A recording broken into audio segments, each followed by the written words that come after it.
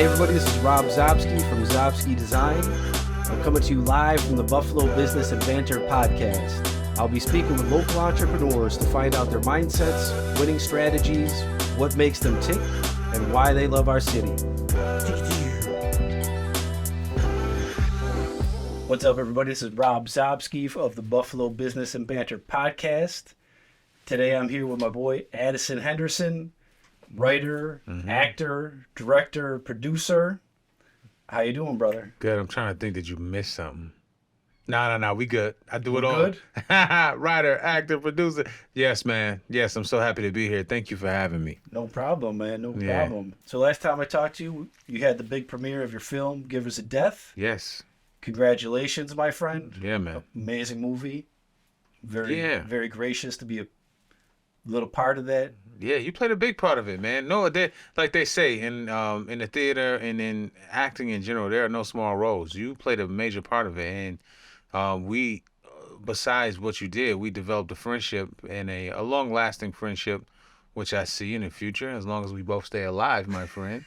And a creative partnership, and you, my brother, came along when I had just got into town. It was that January of 2019, and I would come back to shoot the movie. I didn't have any money. I'm raising money at this point. Yeah. And I don't know who it was. I had a fundraiser at JJ's joint. God rest his soul, JJ Alfieri, to raise money for the movie. And you were there taking photos, and you were like doing a great job, and we just started talking. And you created this whole thing for me with the Blade Runner image, and you made it move, and you did some animation on it. I was like, that's fresh. That's fresh. It made me feel like a real big movie star, man. Thank you, man. And then when, I saw you at the fundraiser, it was like kindred spirits, man. And we started, talking and became friends after that. And, listen, man. What you did during that whole process was truly amazing. And what you've been doing, thank you, since then has been great. And so, for me to be here sitting on your podcast talking to you, and you got so many great things happening, I feel very honored. Oh, man. Thank you. Yeah, for sure. That, man. I'm the one that feels honored. I was just talking about you and that exact story on the last podcast. We were talking about business. He was talking about doing free work. When you're starting out, it was Mark Madden that asked me if I wanted to shoot that. He was like, oh, Addison Henderson's in town. You want to shoot this? And I was giving examples of when I shot for free. Yeah. And that was one of the examples. I was like, I decided I wanted to meet this dude. I was like, yeah, I'll shoot it for free. I made the animated promo. You did. We hit it off. I waited till the end of the night because I didn't want to pester you. It was freezing cold out. I saw everybody was getting ready to leave. I was like, all right, I'm going to introduce myself, and we exchanged numbers. And you had the whole cast in my house within like 2 weeks doing all the promos. I know, it's crazy, great, right? Man. And then I ended up designing your initial movie poster. Yep. I animated the Night Owl Republic logo. Oh, man, that was great. Thank you, man. And I took the photo that's in the final movie poster, which thank you again, brother. Yeah, man, absolutely. Oh, man. Like when you told me they were doing the poster over, I was like, oh, man. I'm sure it'll be great, but I know. I didn't think I was going to be a part of it. You were like, yo, we got this shoot. I'm going to be in town. Let's do it. I came back into town to do the shoot. Okay. With you. Because I was like, because the distribution company was like, oh, we're snagging a photo from the movie. You know what I mean? Yeah. I was like, no, we're not. I was like, we're not snagging anything. We're going to shoot something new so that way we can do this movie poster right. Right. And when they saw the photos, they was like, oh, Addison, this is amazing. I was like, yeah, you motherfuckers should listen. Instead of trying to tell somebody what you're going to do and knowing that you don't know what you're going to do. Yeah. A lot of these people, man, these movie industry people, they think they know what the fuck they be talking about, man. But honestly, man, they don't know shit. Yeah. They just trying to make a quick buck a lot of times, man. They just, that's why you see so many, ungodly remakes and, all of the things that are happening. But, it is the movie industry. I'm not trying to bash anybody. We love Hollywood because we go into the movie theaters and see the movies that they make. You know what I'm saying? But for me, my artistic bar is very high. And, when I met you and we started working together, I think you saw my vision. I saw what you were capable of. And I was like, yeah. Like we can work together. This is gonna be something that we can do. And a lot of people think probably people haven't even seen of yours that I've seen. And I'm like, oh man, this brother's dope. Thank you, man. And so it was one of those moments, man, that where I wish it's like the pill. It's like the pill, right? It's like, will you do the free work or will you not do the free work? Most of the time the free work leads to nothing, right? And sometimes it leads to a friendship, to more capital, to, more connections, you know what I mean? And so I understand because I'm the same way. Well, I started talking about giving examples of free work I've done, just, spur of the moment. And I just started talking and story after story. And it was like, that's what led me to work with Conway. I did some stuff with Conway through Malek. I met them through Mark Madden. All stuff I was shooting for free.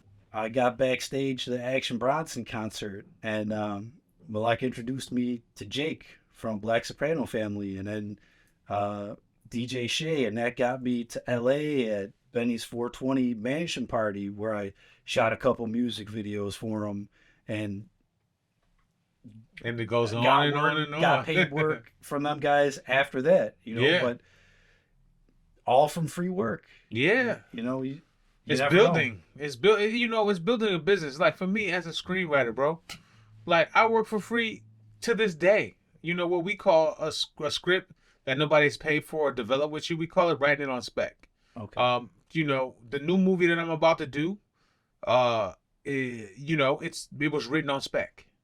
Because I know as a indie filmmaker that I have to write my movie on spec. You know what I mean? I have to nobody's paying me to write my movie. People are going to invest in the movie after they've seen it, after they've seen the product, just like it was for Givers of Death, And not to say that I'm not in the Hollywood system, I'm not doing that. I'm not trying to say that at all, but for me as a filmmaker, I like a certain level of control.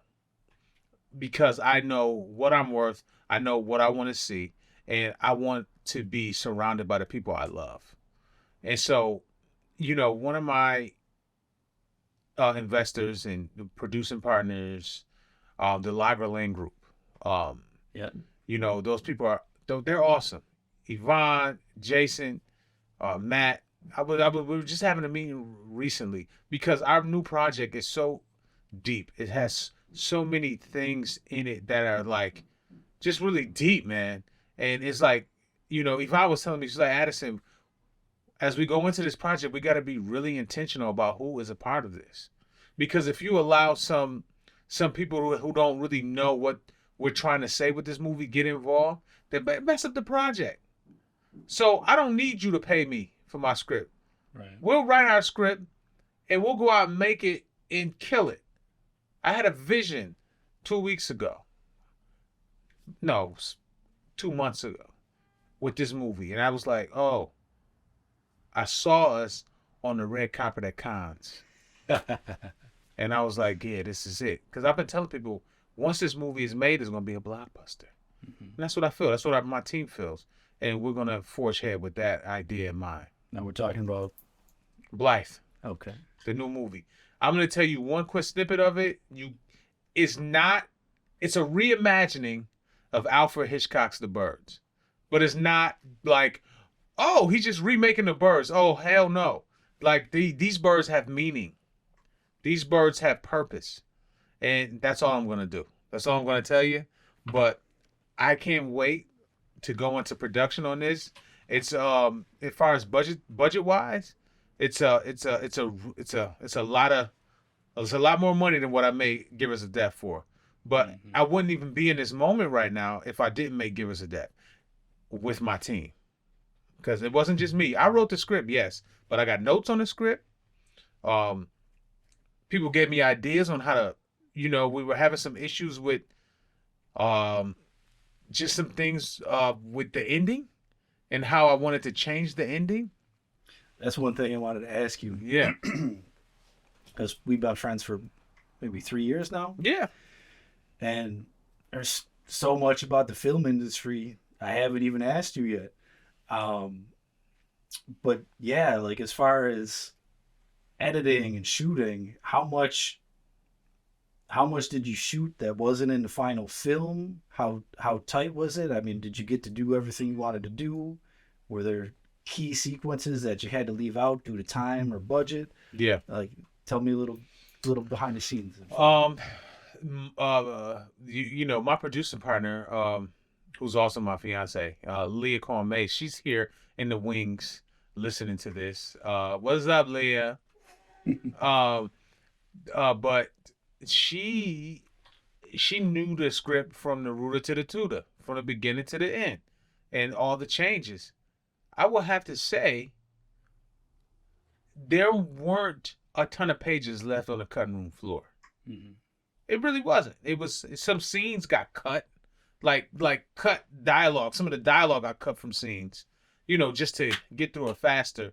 But there was one scene that with the Shadow Man that was a little in the script. It was beautiful in the script, but for the movie it would have been too overdone.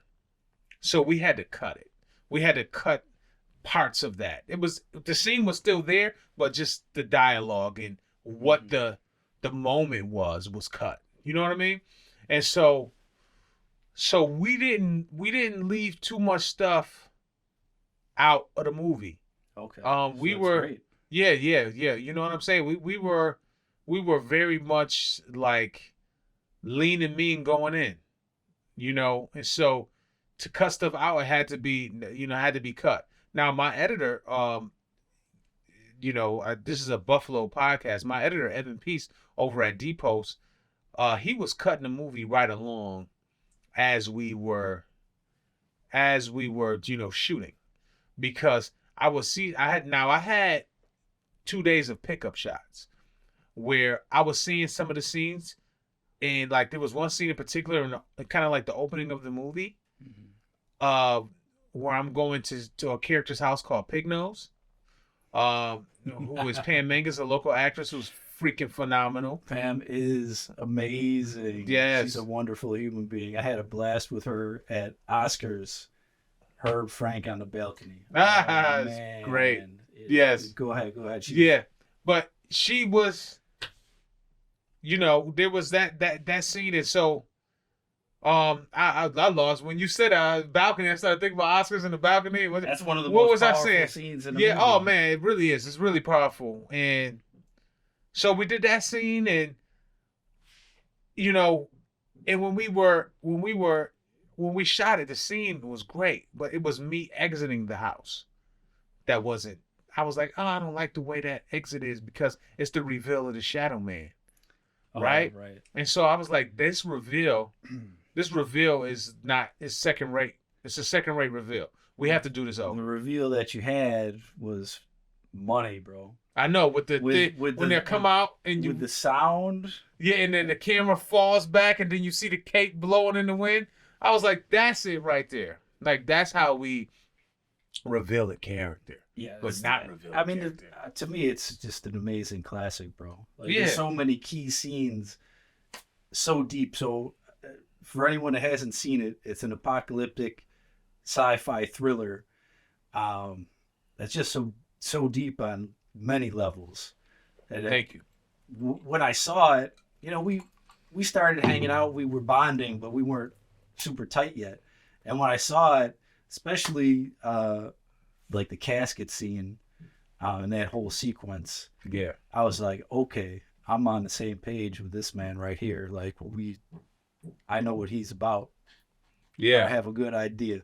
And but yeah, there's so many clutch dialogue like you and JJ, there's like 3 amazing dialogue exchanges, and I don't know. I mean, the movie's been out. The death scene with the knife.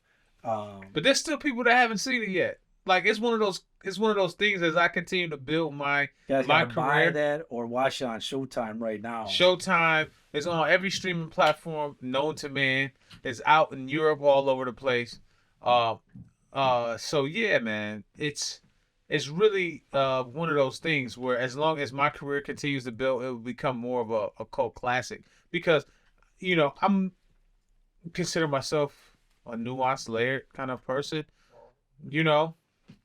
and so, oh, excuse me, that's on the mic.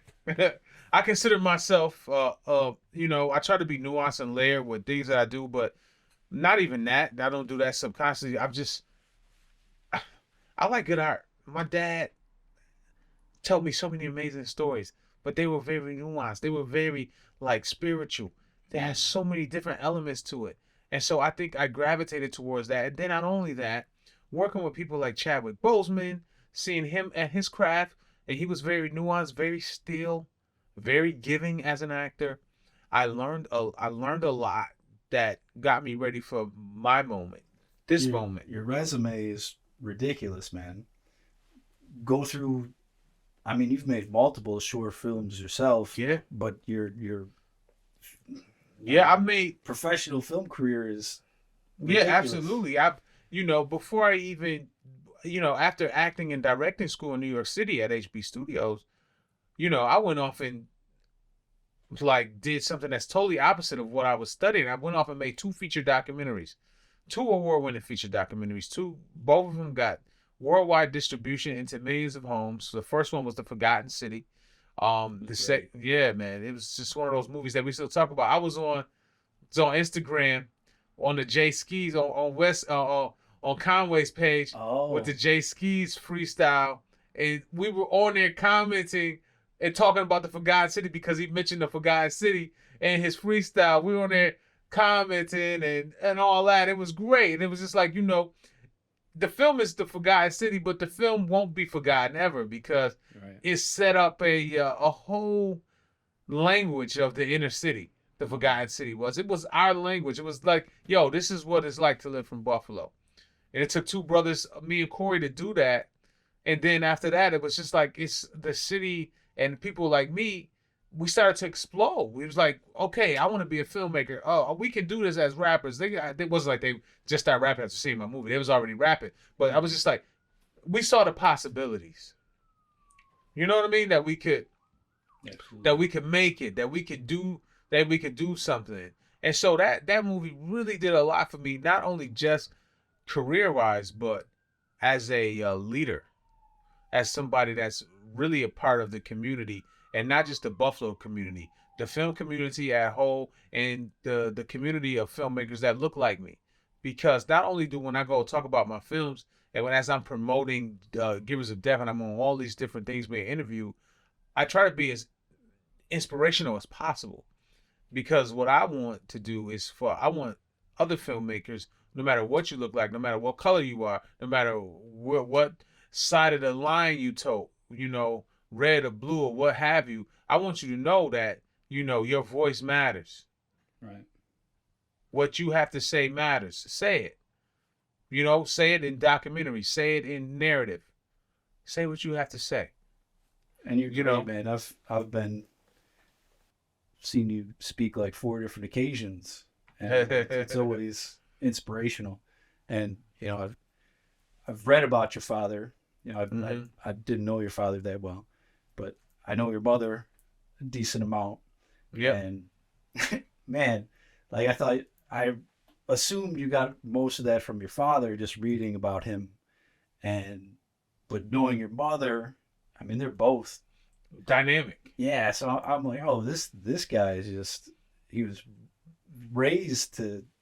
You know what? Yes. Be a powerful speaker. Yeah, I think I absolutely was. Now that I think about it and look back on it, and just even hear you say that, watching both of my parents and watching my father, he was community based, but also he was a great storyteller, and the ups and the downs in his voice when he would tell stories and the this and the that. You know, I would be like a little kid listening to him enthralled, like trying to, oh my God, tell me some more. When he'd be like, no, to be continued.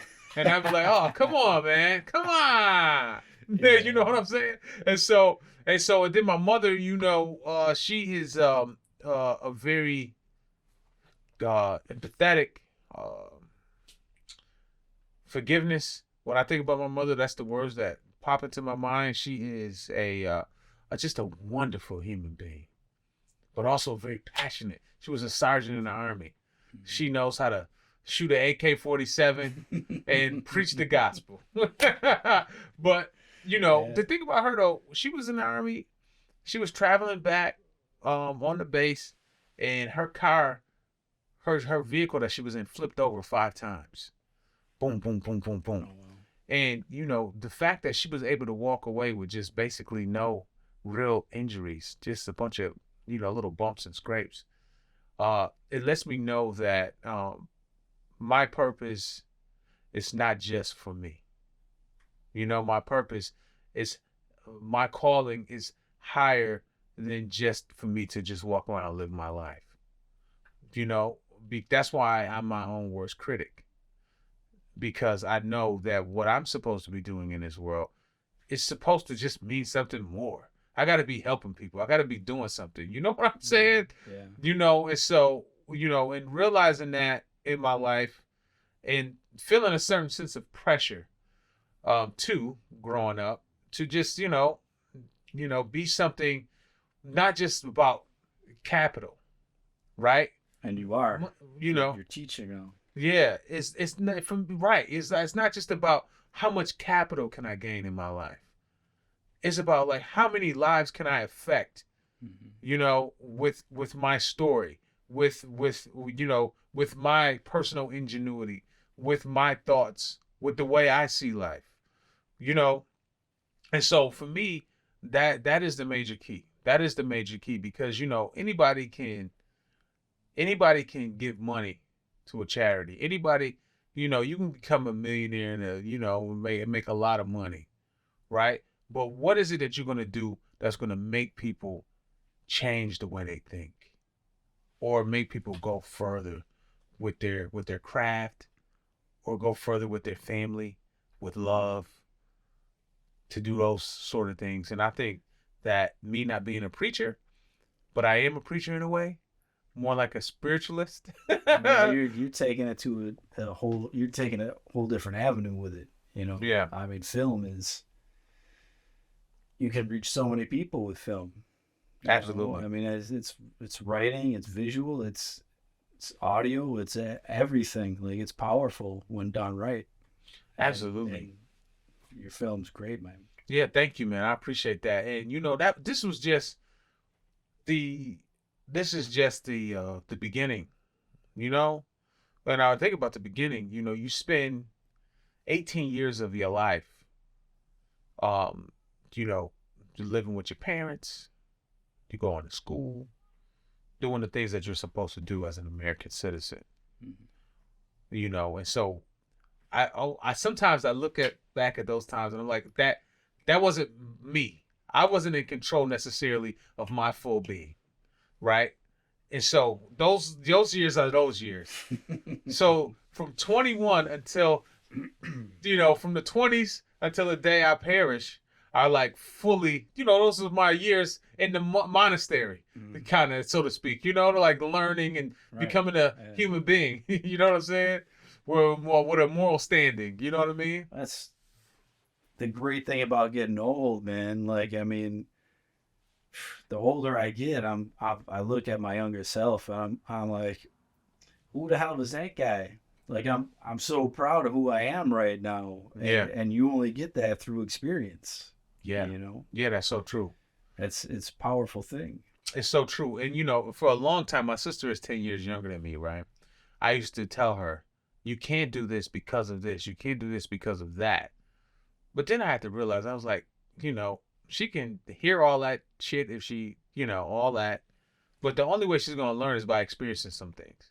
There's only so much advice you can take before you got to experience some heartbreak, experience some failures, to actually get the shit right. Yeah. Because that's a part of life, right? Failing is a part of succeeding. To succeed, you have to fail. Especially in this industry. In my opinion, you got to feel pretty awful sometimes to. It's just like working out, man. It's just like working out and hitting the weights, and your muscles are sore. Mm-hmm. You got to do that to your brain, and it builds you up into a stronger version of yourself as long as you keep going and don't give up. Yeah, man. I tell you, I used to study with Bobby Moresco in L.A. Bobby Moresco was one of the co-writers of the movie Crash, and he won an Oscar for writing. And I used to go every Saturday morning to his workshop. And you know who put me on to Bobby Moresco was a local legend, Frank Rossi, acting coach, casting director here. He was one of my mentors in the city of Buffalo, to be quite honest with you. Frank Rossi was. Okay. And he put me on to Bobby when I went out to L.A., and he said, hey, you should study with him. I know you're writing and you're doing this. And I said, okay. Went out to Bobby's, and I'm writing this expansive science fiction shit, right? Like, you know, deep rooted in all sorts of crazy ideas.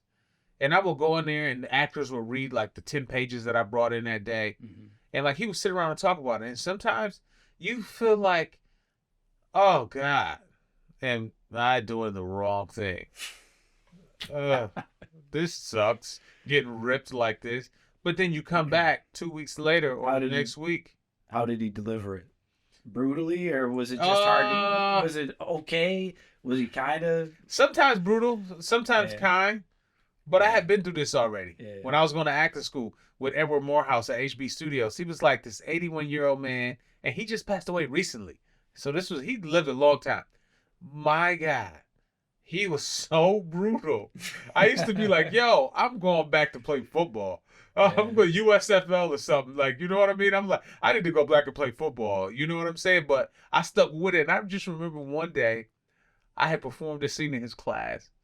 And he came up to me. He said, Addison, look, I want you to be in my workshop. I want you to be in my workshop class where you direct and act in a play. And that was the moment that changed my life. This brutal white guy was kicking my ass for a year. Then he tells me, yo, I want you, your work is maturing. I need you to come be in his workshop. That's great. And it changed my life. I realized I can do both. I can act and direct at the same time and do them efficiently. So yeah. How did you manage that, man? How did you manage wearing all those hats with this? This film? Yes.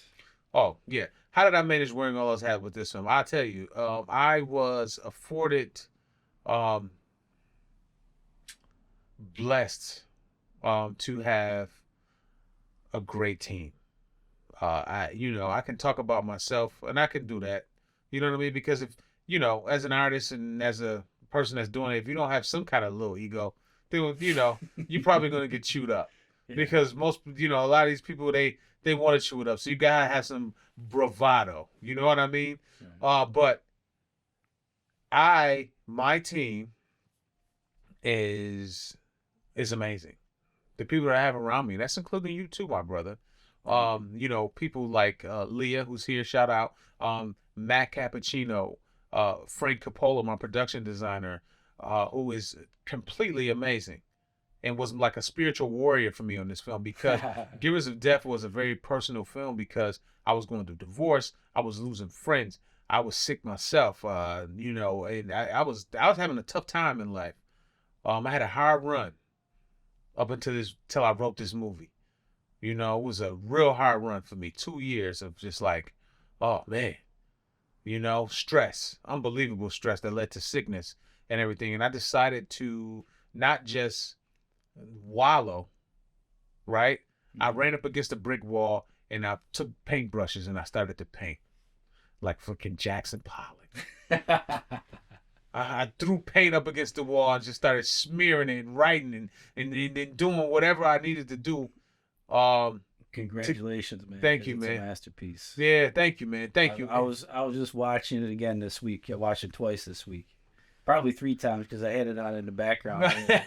and Man, I mean, for your first film, bro, Yeah, it's the first narrative. to be so complete, and it contains so many pulling points. Like, you got dealing with death and what happens after death, and the loss of loved ones and best friends, and letting go, and how to Oh, deal with pain. And I mean, I could go on. There's so much. It's so deep. yeah, man. Yeah, yeah. I was going through a troubling time. I was going through a tea time. I was going through a time of transition. To be quite honest with you, I was transitioning um, with the loss of many things. The loss of one of my best friends, Chadwick Boseman. He passed away not too long during the pandemic. But he got a chance to help me with my film and give me notes and see the movie and be a part of that and to see me win awards and do all that. And so that was a blessing for him to be able to, like, he was such an artist, like, you know what I mean? For him to be supportive and but also to see me do my thing before he was took from us so early, you know. But I was dealing with that before the movie. I was dealing with a lot of different things, and the divorce and your kids, and trying to figure out how do I manage this life that I've created for myself. No, man, as human beings, we all go through these certain different things. One man's pain isn't another man's pain, but it's still pain all the same. Pain is pain. You feel it how you feel it. You take it how you take it. And for me, I decided I was going to create something deep, and something that resonated with me, that I can just tell my story. But I wanted to make something that people could watch. And I think I've done that somewhat. And I think as the years pass, even more people will be into it and become like a cult classic. Definitely, man. You know? Definitely. Like, I watch.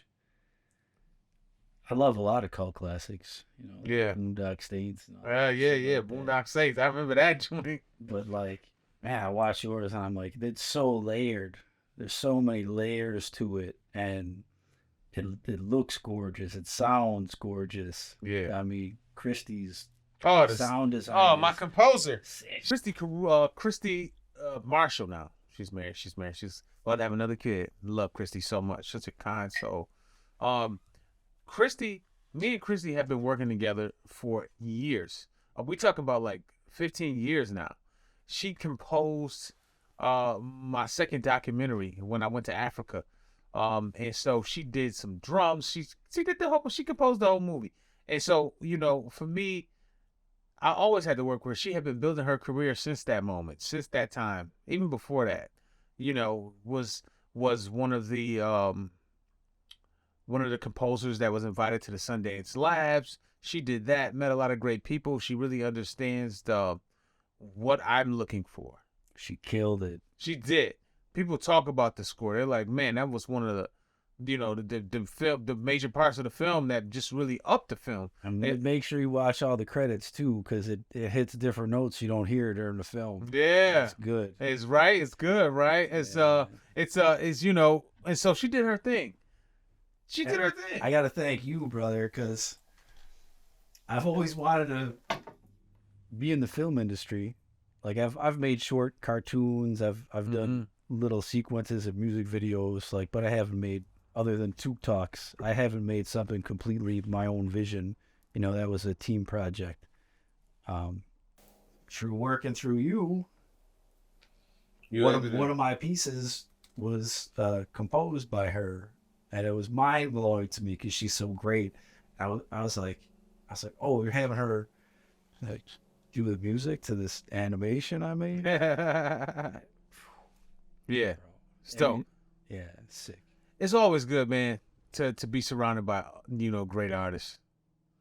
It makes you feel complete, right? Like whole when you're surrounded by great artists. You don't have to do everything yourself, And that's the whole idea. To move yourself forward is to be good enough, have good enough ideas to where people want to be a part of it. Right. You know, people watching it, that's a whole nother thing, right? But to have people that come together to say, oh, it's a cool idea. I want to be a part of this idea. And have like great artists be a part of it. Like that's when it's just like, that's when the work becomes a playground. You know, because we're just glorified kids playing on the playground when we make movies. Yeah, man. I met Frank, one of your events, and like, oh, you got to meet Frank, and you disappeared like 3 seconds later. So I'm not usually a shy guy at all. So we start talking, and immediately I was like, oh, this dude, Kendrick. I can see why you're so close with this guy. And, you know, we hit it off, had a great time, a couple different times. But, all right, everybody, quick commercial break. I'd like to thank our sponsors, which are myself. So big thanks to Szobski Design. For any of you that don't know, that is my marketing agency. We offer marketing consultations, videography, photography, copywriting, and any professional guidance you might need for your business. I also like to give a big shout out to Lit 716. We have a new e-commerce store with Buffalo merchandise, t-shirts, mugs, you name it, we got it. Go check that out at lit716.com. I know you're short on time, brother. This is a business podcast. Yeah. So I got to ask you some business questions. For instance, somebody aspiring to get involved in film, whether it's writing or directing or, you know, just being a DP, like, what are some tips you have for people that want to get into film, multiple venues, and then when you're working on getting into film, how do you keep paying the bills? How do you pay the bills, right? Okay, so I'm multifaceted. Okay, there are things that I've done every job on a film set, right? Coming up, trying to learn. I've made money doing every job on a film set, pretty much every job. And if I haven't done a job, I was like working closely by that department. So one, learning every job, being a PA, doing every job will get you paid. You can at least work and make money. Okay? That's one thing. But what I did, I developed a certain set of skills. No different than Liam Neeson in Taken. I got a certain set of skills. You know, I write, I produce, I edit, I act. And some things I like to do more than others, which I don't like to edit, but I can edit. You know, and so, like, for instance, like when I got finished with my film, but the pandemic hit and we're searching for distribution, right? But I'm also an editor and producer. So what did I do? And I got a call. Somebody called Leah, actually, and said, hey, we're trying to make this movie during the pandemic. How can we do this? And Leah said, hey, yo, Pepper just hit me and was like, yo, they're looking for somebody to help make this happen during the pandemic. So what did I do? Like, I'm an artist, right? So I can create. I want to create good stuff. And so I met a newly close friend, Les Weeder. He wrote a movie, and our other friend, Pepper, was directing it. And so what did I do? I produced their movie and put the whole crew together where they were able to shoot in remote locations just on a phone, right? Wow. And then I was able to, like, come in and do a pass of the edit for them to let them know, like, this is what the movie should look like. And then help them get farther. Brought Christy on to do the score. You know what I'm saying? Yeah. And I was able to keep myself alive, pay some bills during the pandemic. You know what I mean? Mm-hmm. We're doing that. And so as far as a business model, it's not saying that you should do everything. And And I tell you, for all the people that are sitting here and they say, I'm going to probably say this wrong, but I want you to look up the long form of this phrase. A jack of all trade and a master of none is always better than a master of one. Yeah, everybody only hears the first half of that. They only hear the first half of that, right?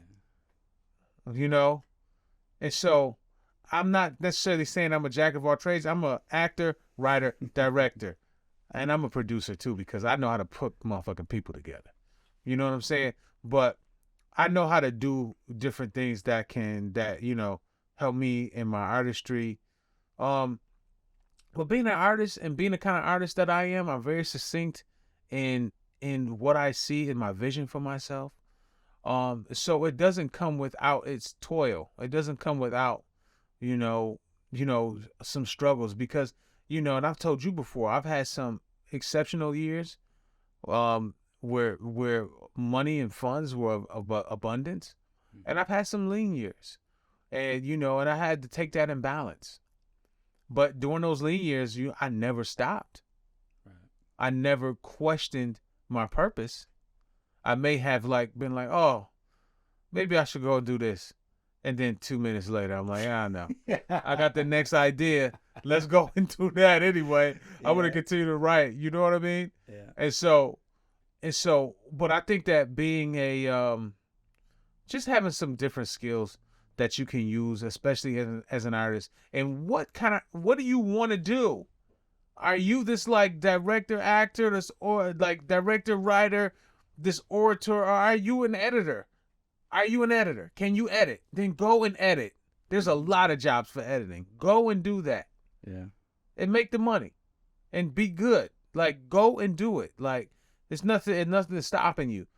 And, a lot of times we have to, we wait for people to tell us yes to do our projects. And, it's coming a time where you don't really have to wait. With the augment of everything that's going on in the world, with AI and everything, you don't really got to wait for nothing. Nobody.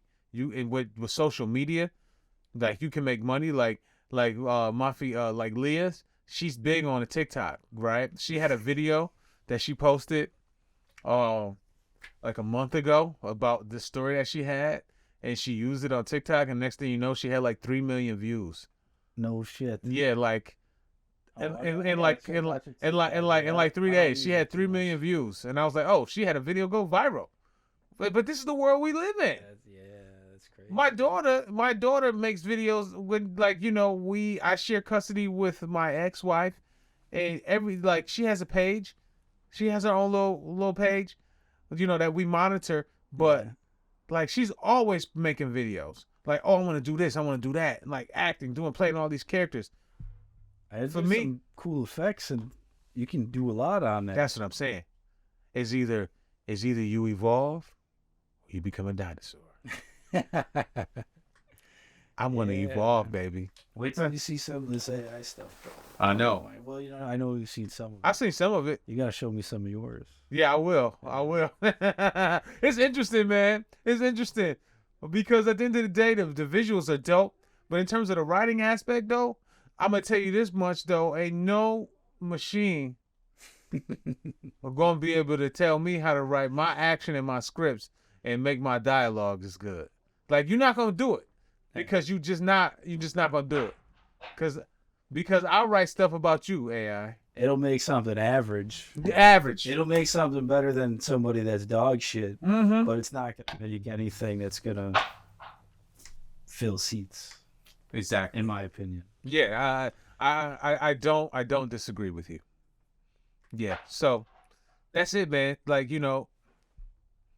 Using your art to also pay your bills, using your art to make your dreams come true. But you got to pay your bills along the way. Yes, you do. Yeah. Couple more questions, my friend. Yeah. Blue cheese or ranch? Blue cheese all day. And then at the stores, and some of these restaurants, in LA, they give you watered down ranch. And I'll be like, what in the holy hell is this? I'll be like, oh, please. Yeah. No, blue cheese all day. All right. You're from Buffalo. But I ask everybody, if you had one superpower, what would it be?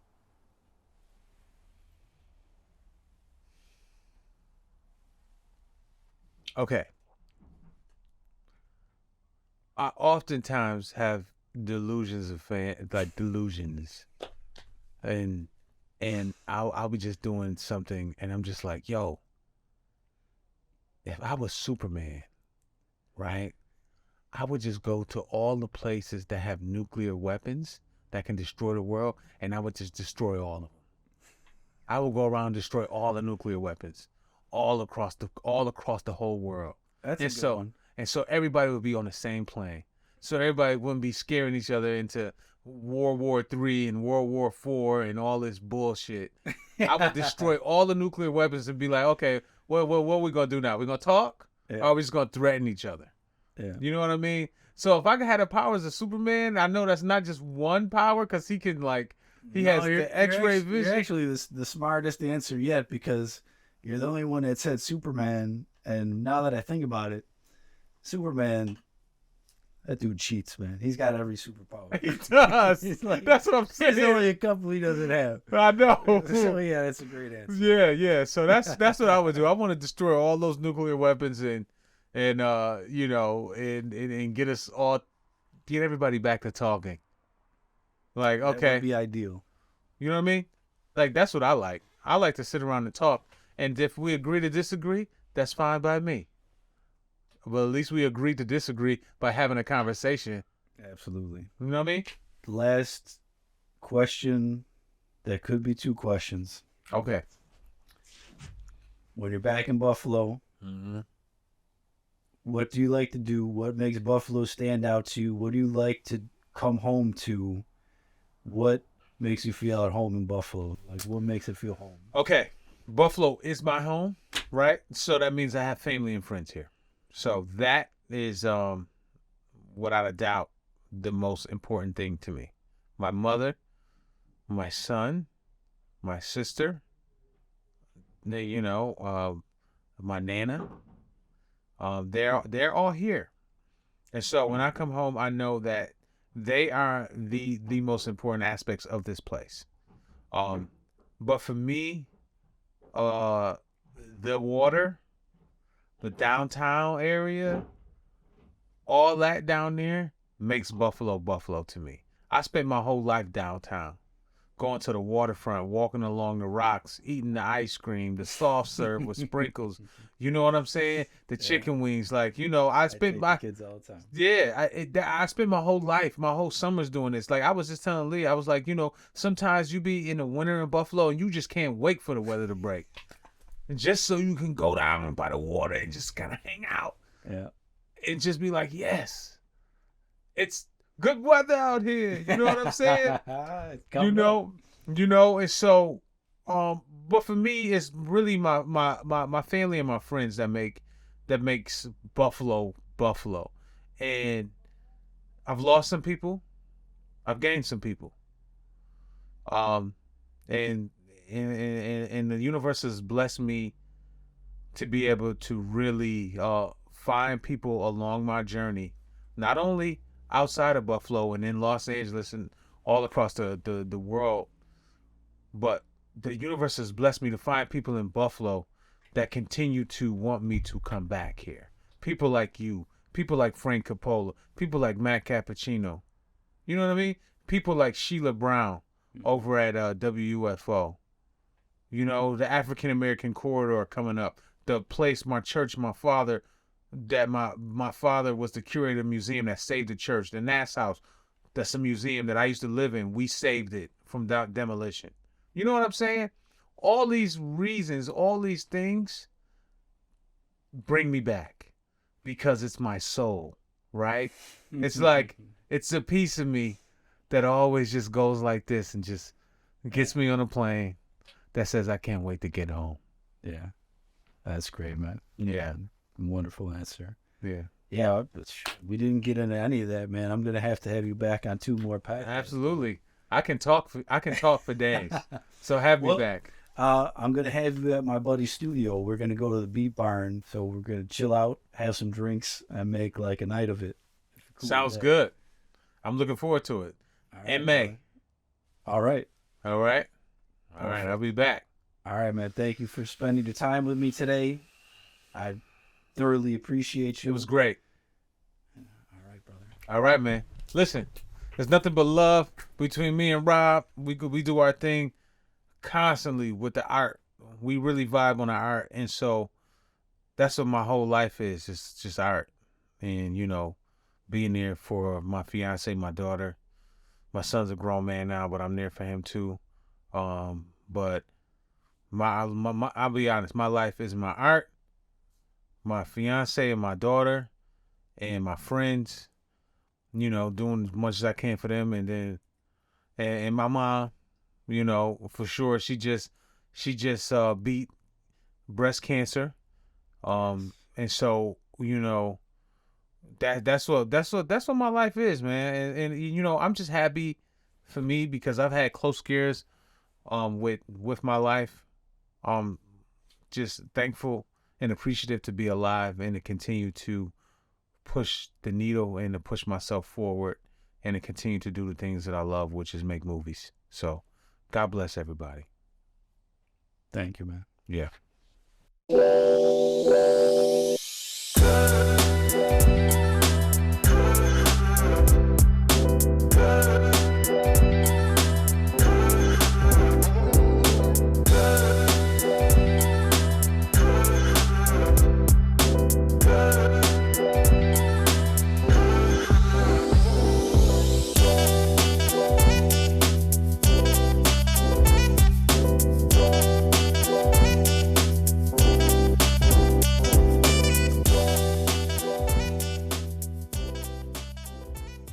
All right, everybody, that is all we got for the Buffalo Business and Banter podcast. I will see you soon. Every other Wednesday, we're dropping a new episode. Remember, if you have a small business, I am always looking to work with you, whether you need a consultation, learn how to speak directly to your customers, help with branding, social media marketing, or just simple photography or video work. I'm your guy. Check out SZobskiDesign.com, SZobskiDesign.com, and I will see you soon. Make sure you check out the new merch at lit716.com. You can get shirts just like this one here, lit716.com. We're going to have new designs up every week. T-shirts, mugs. I'm gonna have canvas prints with my photos. All sorts of stuff is coming up. Every week we're gonna have new merchandise on there. Check it out, lit716.com. Peace.